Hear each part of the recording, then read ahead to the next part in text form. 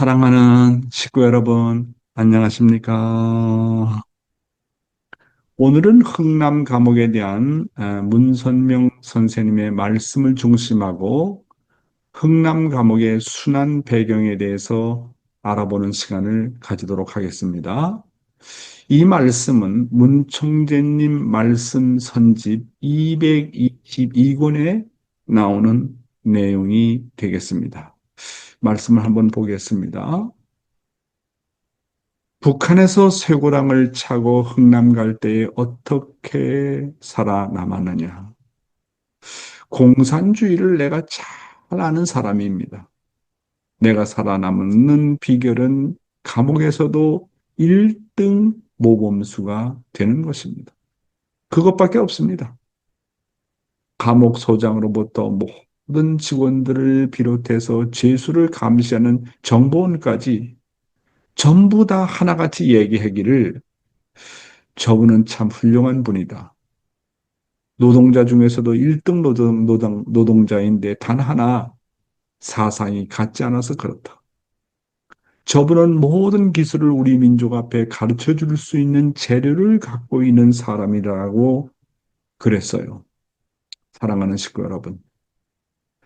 전 세계에서 가장 악랄한 곳이 북한이고 북한의 감옥 중에서 가장 비참하기로 소문난 곳이 바로 흥남 감옥입니다. 그런 면에서 흥남 감옥은 세상의 옥 중의 옥입니다. 그러면 참 아버님께서 어떻게 옥 중의 옥인 흥남 감옥에서 살아남을 수 있었을까요? 그것은 오직 사탄도 그리고 원수도 감동할 수밖에 없는 실적을 세우는 일입니다. 첫째로 외적인 면에서 있어서 살아남을 수 없는 감옥에서 그 어느 누구보다도 열심히 일해서 공산당 간부들과 주위 사람들도 인정할 수밖에 없는 실적과 모범수가 되는 길입니다.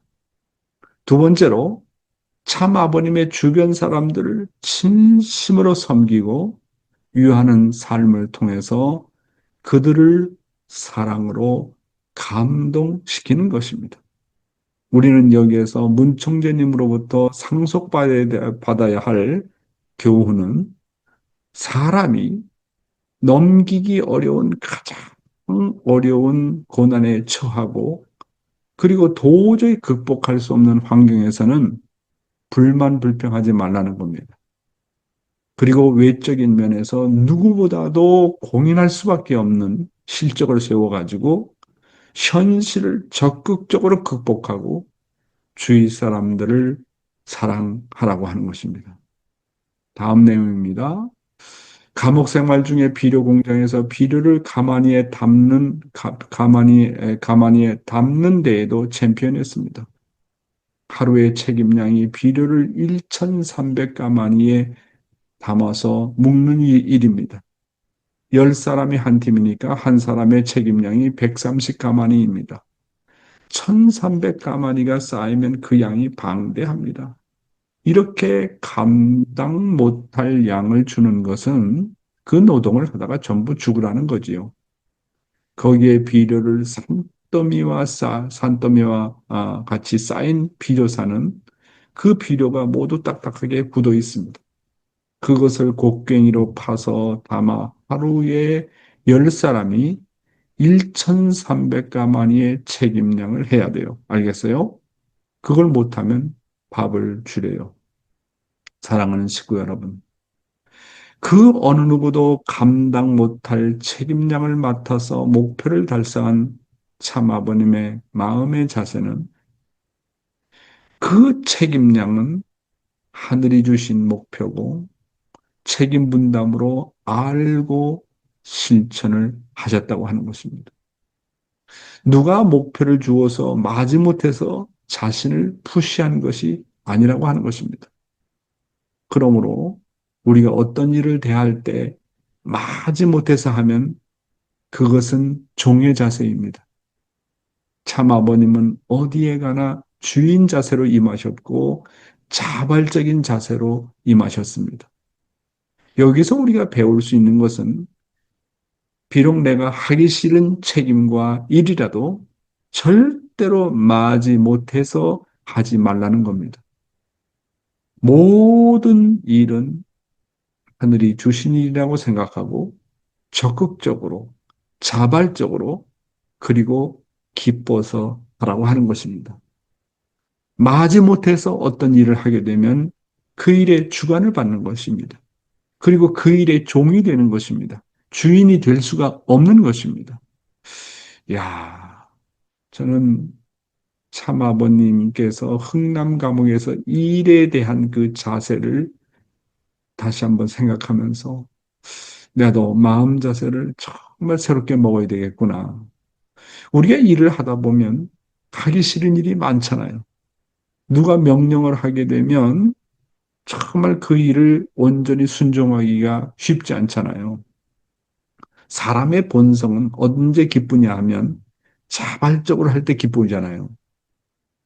기뻐서 할 때 기쁘잖아요. 행복하잖아요.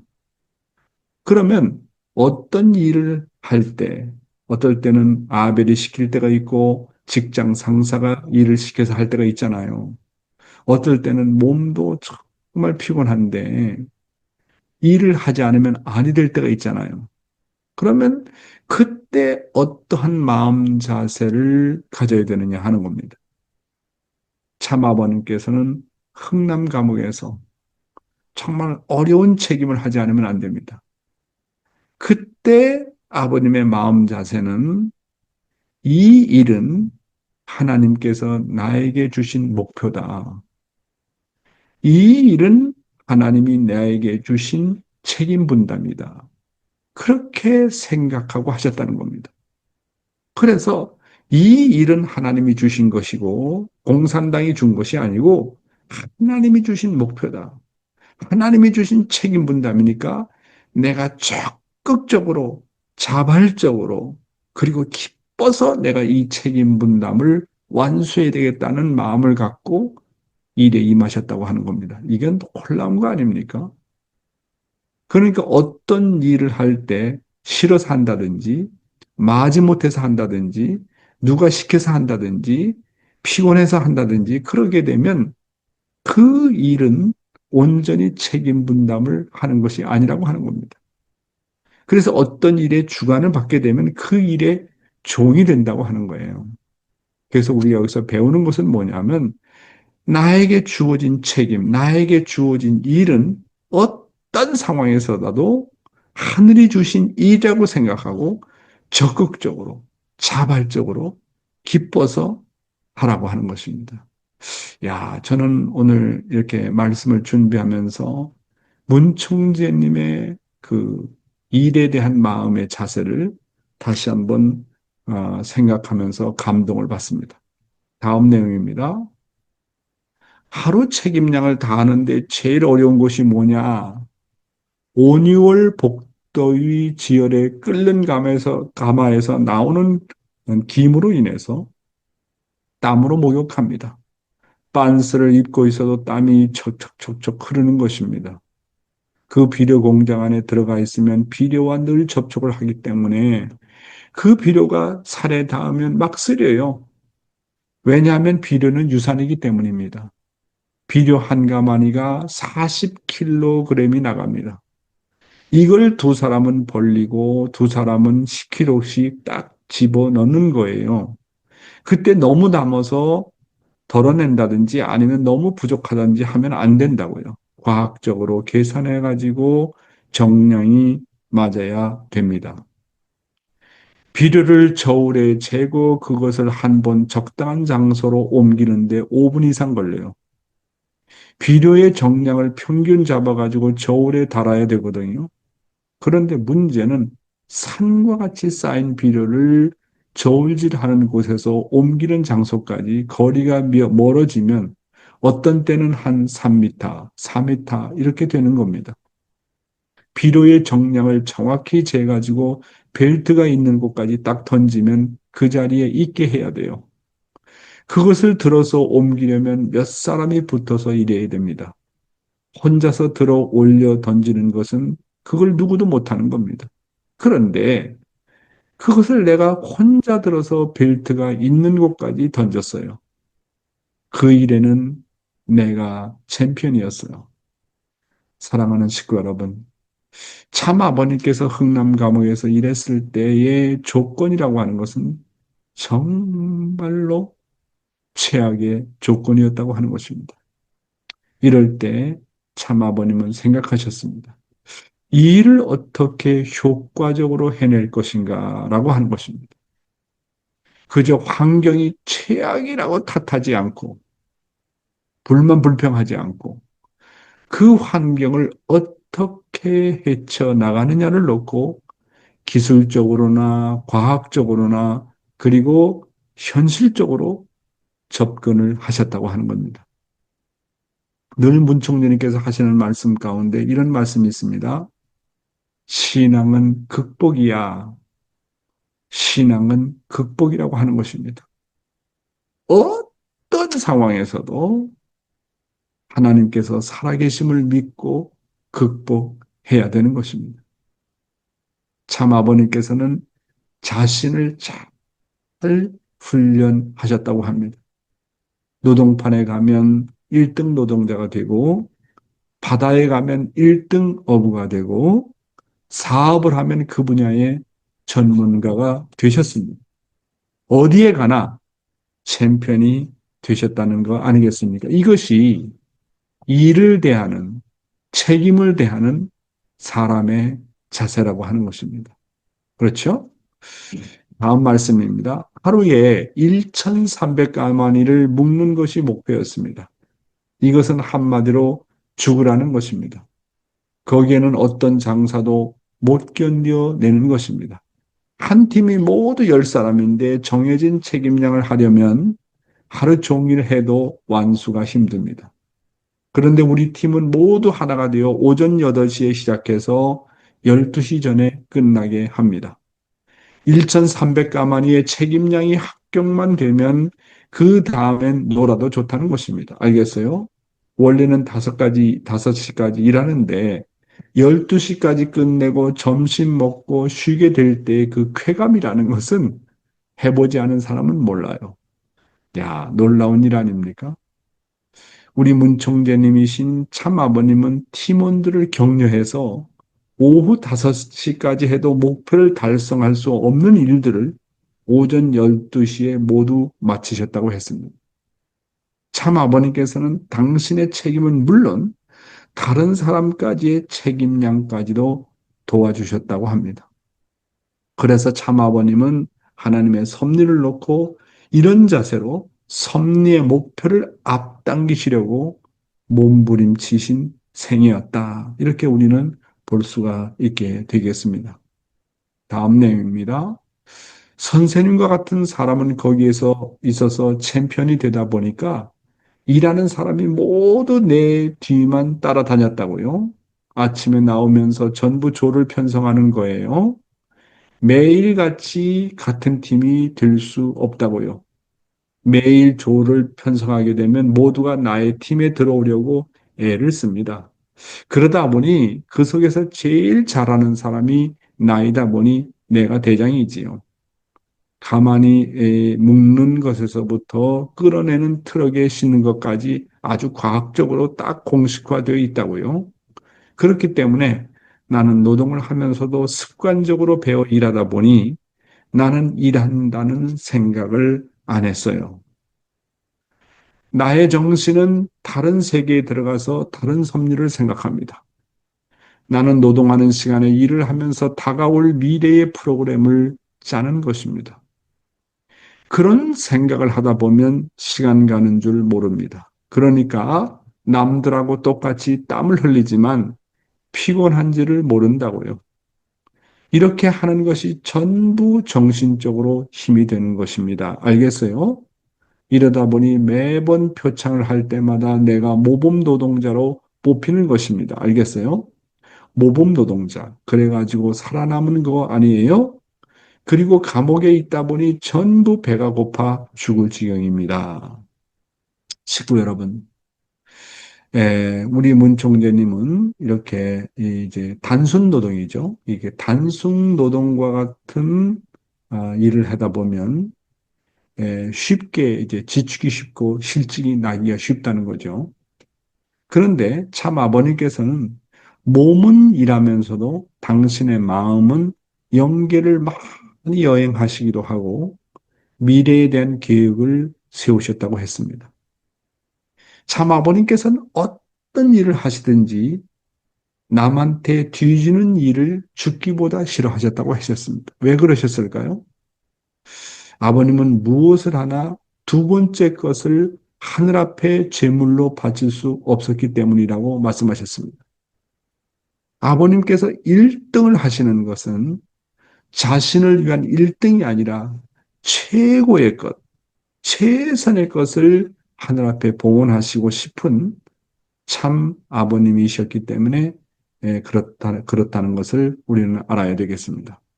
노동을 해도 사업을 해도 그리고 고기를 낚아도 최고의 것을 하늘 앞에 봉헌하고자 했던 참 아버님인 것을 우리는 알아야 되겠습니다.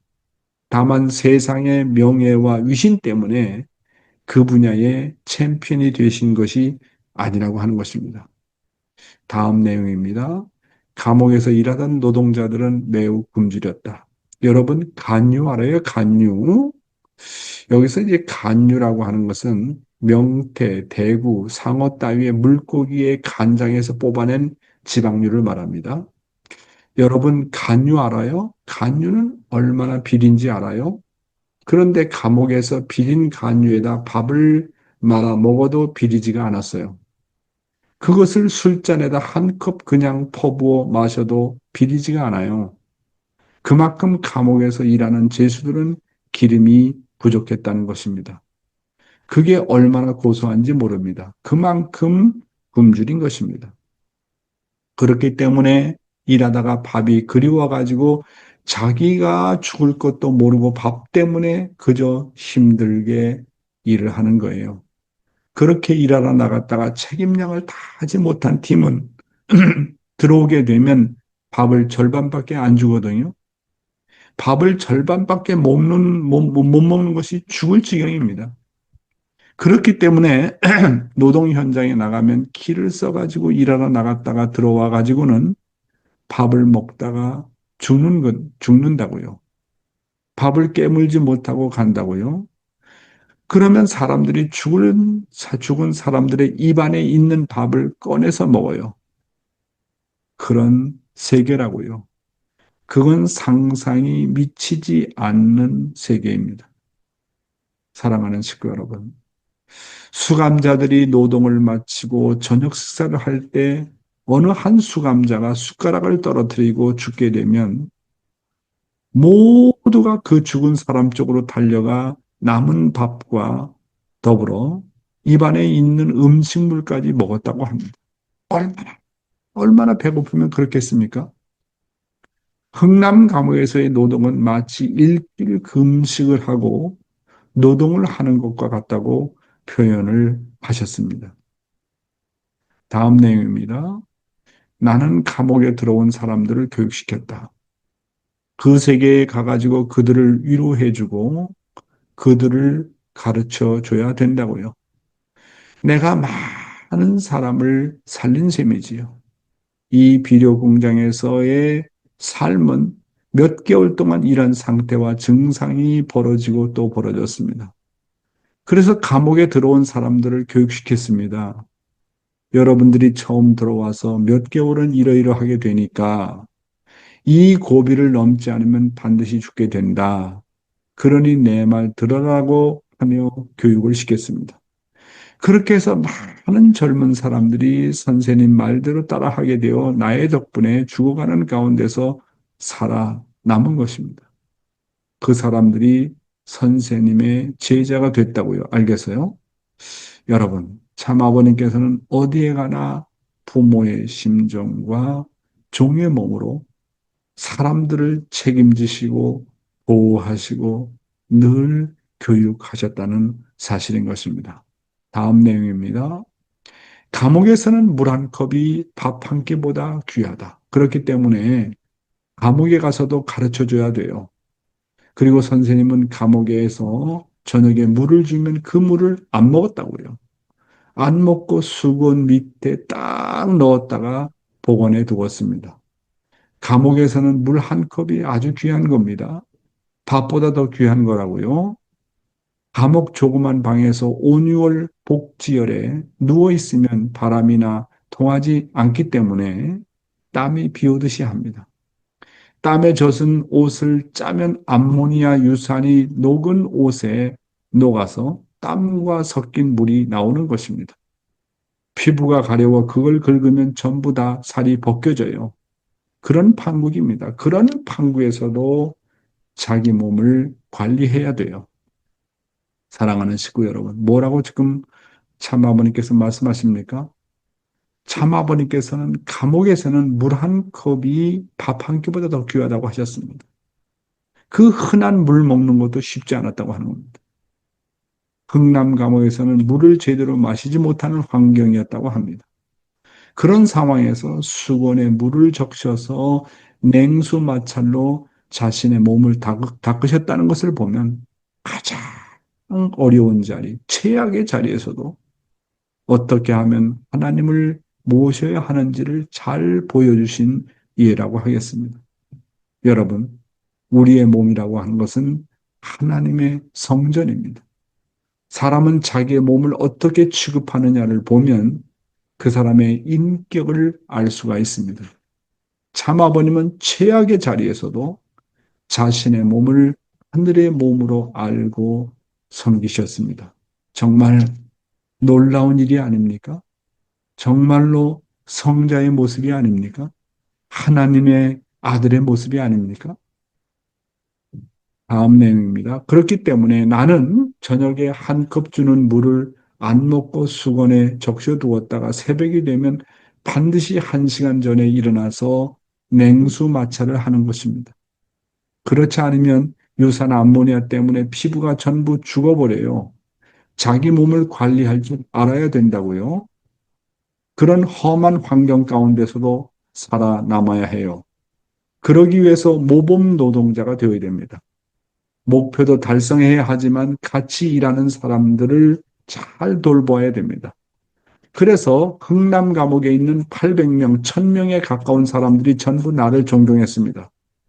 그렇기 때문에 나는 가만히 있어도 비밀 정보는 내게 다 들어오는 것입니다.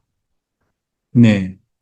참아버님은 팀과 더불어 그 조에 주어진 책임량을 달성했을 뿐만 아니라 주위의 수감자들을 잘 돌보셨다고 하셨습니다. 그래서 흥남 감옥에 800명에 가까운 노동자들이 모두 참 아버님을 존경했다고 했습니다. 지난 시간에도 흥남 감옥에서 참 아버님과 같이 1년 옥고를 치른 김인호 선생의 간증을 들었지만 그는 참 아버님을 가르쳐 가지고 참 아버님을 가르쳐 살아있는 신이라고 하였고 석가, 공자, 예수, 마호메트 등 성인들은 모두 죽어서 지금 이 땅에 존재하지 않지만 이 땅에 살아있는 성인은 문선명 선생뿐이라고 간증을 하였던 것입니다. 다음 내용입니다. 선생님과 같이 가장 어려운 자리에서 선생님과 같은 심정을 채우는 사람들이 얼마나 될까? 아침에 노동 나가기 전에 집합하게 되면 노동자들이 지내는 큰 청사가 세 개의 동이 있는데 그 중간에 나가게 되면 저 아래에 있는 녀석들이 전부 다 내게 찾아와서 인사해요. 다른 청사에서 내가 있는 곳까지 오려면 7분 걸리는데 그 순간에 선생님한테 벼락같이 기어와서 인사하고 그랬어요. 그런 노름을 하면서 지냈다고요. 지금 생각해 보니 지금 여기 있는 통일교회 교인들이 그런 심정을 채우란 사람이 몇 사람이나 있을까 생각을 합니다. 그렇게 힘들고 어려운 자리에서 선생님과 같이 심정을 채우할 수 있는 그런 경지에 가서 선생님을 사모하고 그랬던 사람이 몇 명이나 될 것이냐 하는 것을 생각하는 것입니다. 알겠어요? 사랑하는 식구 여러분, 가장 비참하고 어렵고 죽음의 자리에서 참 아버님과 수감자들과의 관계를 맺은 것은 영원히 잊을 수 없는 심정의 인연이 되었던 것입니다. 그러면서 참 아버님이 걱정하는 것은 과연 오늘날 통일교인들 가운데 참 아버님과 그 이상으로 심정을 채울할 수 있는 인연을 맺은 사람이 과연 얼마나 될까 하고 생각하셨다고 했습니다. 그렇게 힘들고 어려운 자리에서 선생님과 같이 심정을 채울할 수 있는 그런 경지에 가서 선생님을 사모하고 그랬던 사람이 몇 명이나 될 것이냐 하는 생각을 하셨다고 했습니다. 결국은 우리는 결코 끊을 수 없는 심정의 인연을 맺어야 됩니다. 하늘과 참부모님과 그리고 우리 이웃과 그런 심정의 인연을 맺어야 됩니다. 심정적 인연을 맺지 않은 것은 결국은 다 흘러갑니다. 그래서 우리는 내 주위 사람들과 뗄래야 뗄 수 없는 심정의 인연을 맺고 그것을 확대해 나가는 일을 해야 된다고 하는 것입니다. 문총재님께서 하신 말씀 가운데 그리고 이완 목사님이 늘 하신 말씀 가운데 정말 귀한 말씀은 신앙이라는 것은 뭐냐? 신앙은 정드는 것이라고 했습니다. 하나님하고 정드는 것이다. 잊을래야 잊을 수 없는 부자지 인연에 정을 맺는 것이다. 신앙은 정드는 거야. 식구와 식구끼리 정들고 남편과 아내 사이가 정들고 부모와 자식 간에 정들고 가인과 아벨 간에 정이 들고 이웃스러운 사람들과 정이 드는 겁니다. 왜 그러냐면 천국은 심정의 세계라는 거예요. 정의 인연으로 묶어진 세계가 바로 천국이라고 하는 것입니다. 그래서 정말 천국은 정과 정이 맺어지는 거예요. 그래서 신앙의 목적이라고 하는 것은 정드는 거라는 거예요. 하나님하고 정들고 이웃 사람들하고 정들고 심지어는 원수하고도 정이 드는 거라는 겁니다. 그렇게 심정의 인연을 맺고 나가는 세계가 바로 천국 세계다. 이렇게 말씀을 하시고 있습니다. 오늘은 우리 문총재님의 말씀을 중심 삼고 흥남 감옥 노정의 순환의 배경에 대해서 알아보는 그런 시간을 가졌습니다. 감사합니다.